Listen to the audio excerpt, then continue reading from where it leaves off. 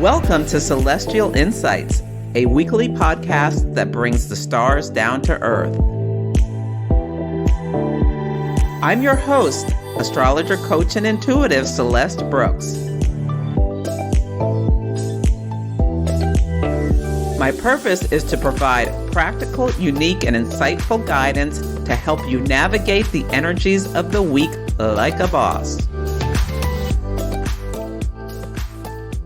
Hello, this is Celeste of Astrology by Celeste, and on this episode, I will discuss the astrology for the week of July 17th. The theme of this week is no time for circus monkeys. There could be a lot of drama and intensity this week. Emotions may run high. Just think about how it's not your circus. They're not your monkeys. You're not getting into the clown car with anyone. So there are three big things I want you to think about this week. Number one is that the fixed star Procyon is going to be activated for most of the week by conjunction with the sun. The star is at 25 degrees of Cancer. And Bernadette Brady likens it to fireworks, like great to watch, but then things fade. But also what can happen this week is that opportunities may present themselves to you that you have to grab quickly or they'll go away. So you may have to think on your feet and really be present so that you can consider whether something will help you diversify your talents. And even if it makes you uncomfortable, take the opportunity to reach for something that could be a little out of your comfort zone. Now, faulty structures may also collapse this week, so keep an eye on that. This star is in the constellation Canis Minor, so it's also associated with dog bites like Sirius, and hydrophobia, a fear of water. Robeson, in his book on the fixed stars, talks about how sudden violence is also associated with this star. So just be aware, stay cognizant about your surroundings, especially if you're in large groups. We're going to have a last quarter moon in Aries this week at 27 degrees of Aries. And I always talk about these moon phase families where we will have an activation at approximately the same point over a 27-month cycle. And these larger stories evolve in our life. So for this family, the dates are April 22nd, 2020. There was a new moon at 3 Taurus. On January 20th, 2021, there was a first quarter moon at 1 Taurus. On October 20th, 2021, there was a full moon at 27 degrees of Aries. So we moved from Taurus to Aries, and that full moon, the sun was in Libra. So some things may have come up around your partnerships, and there may be something about money because Taurus rules resources that evolves throughout this story. And so on July 20th, the last quarter moon will again be at 27 degrees of Aries. So if your chart is activated, check your journal, see if you notice a story. Now, the Sabian symbol for the moon at this last quarter phase is a large, disappointed audience. The sun at 27 degrees of Cancer is squaring this moon in Aries, and you can think about how people are still enraged about what happened with Roe versus Wade, and Cancer, a sign of fertility, and Aries, a sign of people's ability to take action for the self. So the big thing about this last quarter moon is that Pluto is at 27 degrees of Capricorn. So the sun is opposite Pluto and both square the moon. So the people are very angry about what has been exerted on them by the state. You can really think about that with the large disappointed audience. And Pluto's Sabian symbol for 28 Capricorn is a large aviary. So the image that comes to me is with, lots of birds. It's the people that we've seen outside the palace at Sri Lanka or forced the president there to resign. Now, I taped this a few days ahead, so by the time you listen to this, I mean, who knows what will have happened in Sri Lanka. But yeah, there's a lot of tension there, and I think we'll be seeing more and more people rising up against their governments, either for protests or these types of demonstrations. So, and this last quarter moon is intense with this T square. A T square is where you have two planets in opposition and both of them square another planet. And for this, it's the moon in Aries. And Aries is a fire sign. And the moon rules the people in mundane astrology. So people could be in the streets. People could be very angry. People could also, in another way, be having a lot of feeling inspired to take action and motivated for something. So yeah, just keep that in mind and see how you feel throughout this week. There also can be, with Pluto's activated like this, an opportunity to feel empowered, to drive to transform. Now, watch out for emotional reactivity, but hey, you can also have profound emotional healing. And lastly, Leo season will begin on Friday. The sun is at home in this sign. It's in its dignity. And the sun is the source of all life and creativity and warmth. It radiates positivity. So think about how life renews itself when the sun is in the sign of Leo. Also think about how you can be your own sovereign. Leo, the lion, is often associated with kings and queens and royalty. So think about how you can be sovereign in your own life. Think about how you lead. Leadership is a key word. And what you're loyal to is a great thing to consider.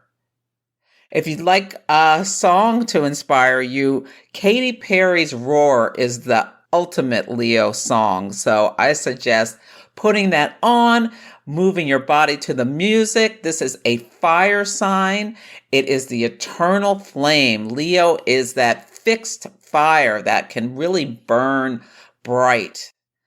If you have big plans, Leo season is a wonderful time to organize something on a large scale.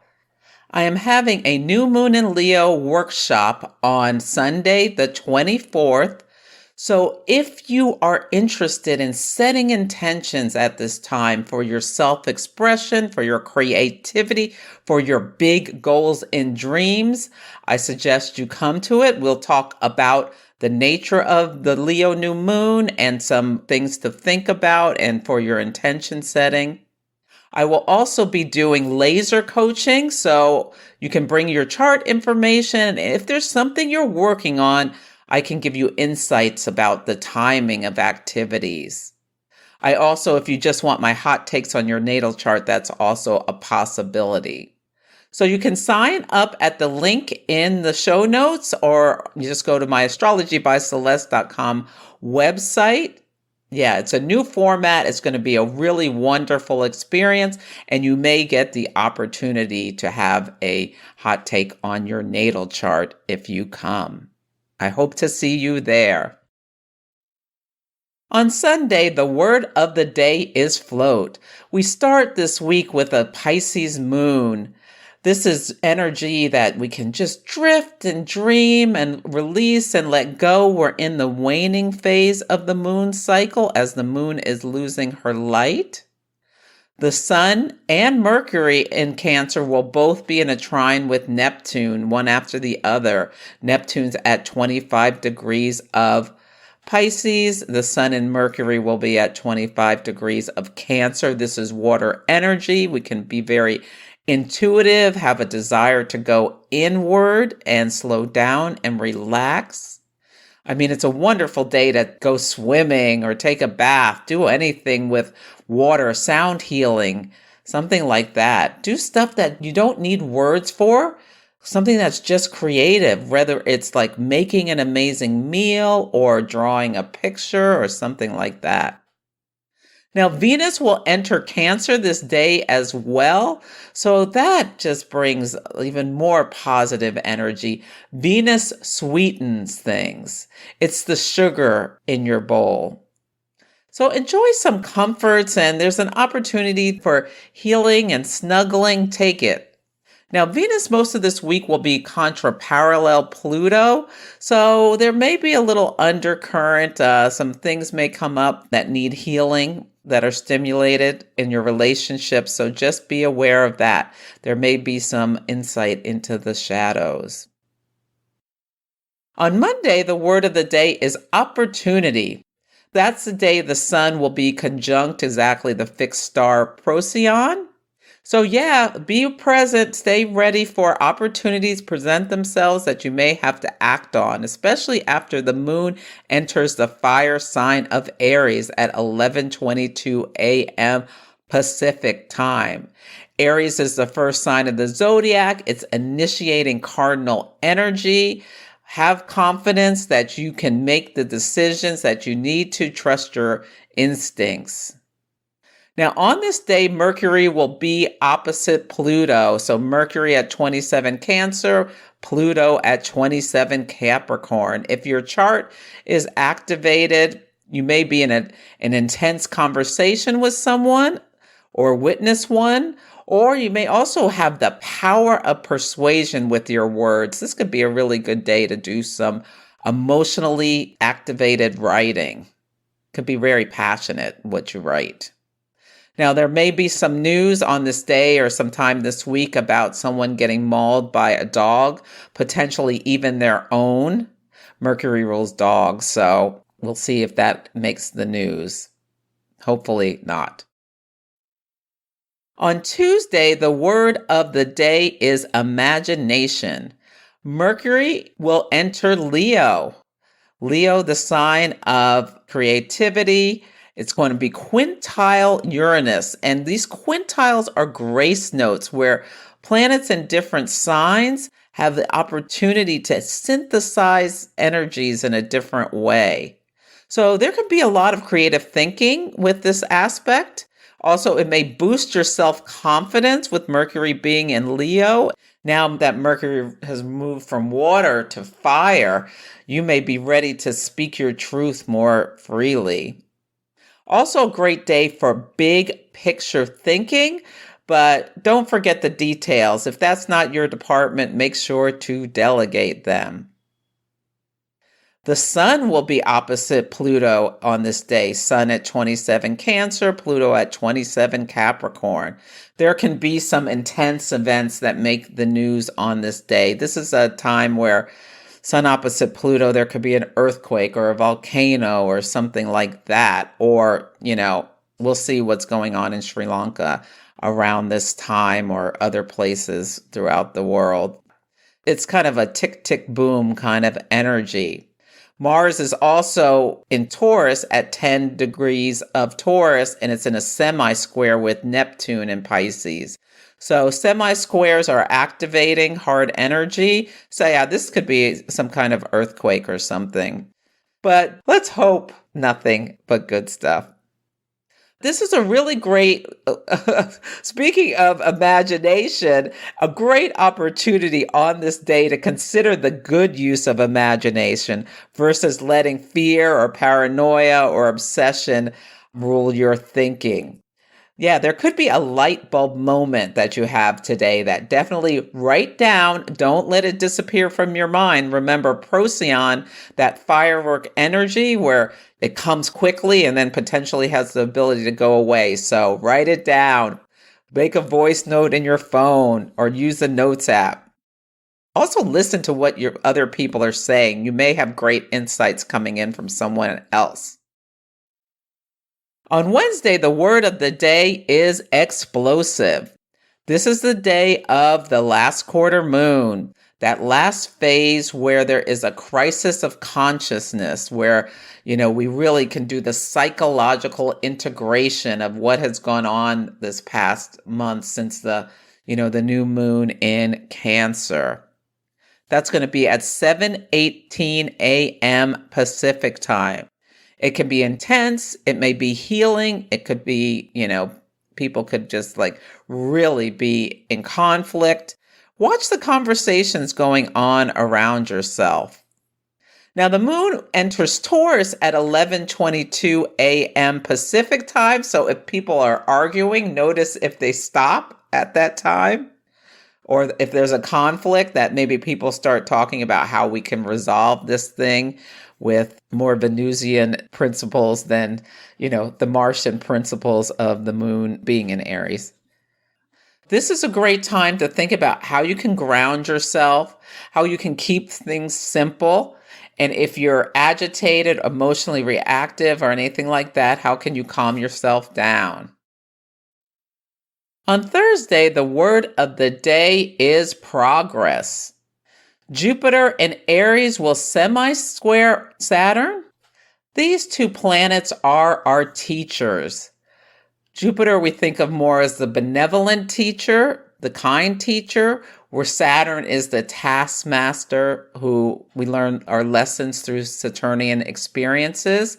And we can also think about this with what we've learned from our parents and how we do things differently ourselves, because the sun will also conjunct Ceres in Cancer. And Ceres, we want to think about what we are doing, how we are nurturing what we want to grow. And so, if you have children, you might want to think about, how you were raised and how you're doing things differently for your kids. And what wisdom comes to you with Jupiter and Aries being semi-square Saturn in Aquarius? Yeah. What have you learned to make changes to make a better world for your children? If you don't have children, you can just think about what you're growing in your life with your projects.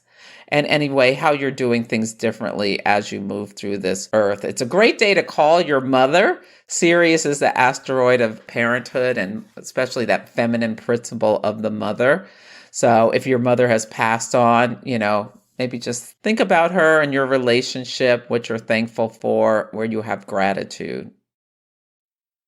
On Friday, the word of the day is generosity. The sun will enter Leo. So make plans for a fun evening on that day. Yeah, Leo season will have begun, and see if you notice a shift around 1:06 p.m. Pacific time. Yeah, people may, just kind of perk up. So definitely have plans for a fun evening. Maybe treat someone to a coffee or just do something nice for someone would be a wonderful thing to do with this energy. The moon in Gemini will happen at 10:10 p.m. Pacific time.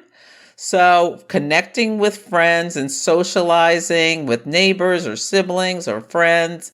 These are great things to do with the moon in Gemini. Talking, communicating, getting into fun conversations, witty repartee. These are the things we can do with that sun in fire and moon in air. Feel inspired. Have fun with this energy. On Saturday, the word of the day is expansive. The sun will quintile Mercury. Again, one of these grace notes where you may get some great insights or speak with confidence or tell a great joke. Mercury in Leo will trine Jupiter in Aries. So this fire, communicating great ideas and big picture thinking could be in order. I love this day to go to a comedy show or watch a funny movie. This is a day where I hope you have some laughter and think about big ways you can expand yourself. So that's it for this week's episode. I would love for you to join me at the New Moon in Leo workshop. It will be a really great opportunity to kickstart any intentions that you need some help with and your goals. Feel free to email me at celeste@astrologybyceleste.com with any astrology and action stories about this week's energy, or let me know how the daily themes are playing out for you. Take care, and I'll catch you next week. Thank you for listening to Celestial Insights. To learn more about my work, please visit my website, astrologybyceleste.com, where I offer personal readings, horary consultations, cosmic coaching, group events, and classes to help guide people to higher levels of fulfillment. You can also find me on Instagram, YouTube, TikTok, and Facebook at Astrology by Celeste. If you enjoyed Celestial Insights, please help others find the show. Follow, rate it 5 stars, or write a nice review. I would so appreciate it. I'm astrologer, coach, and intuitive Celeste Brooks, and I'll be back next week.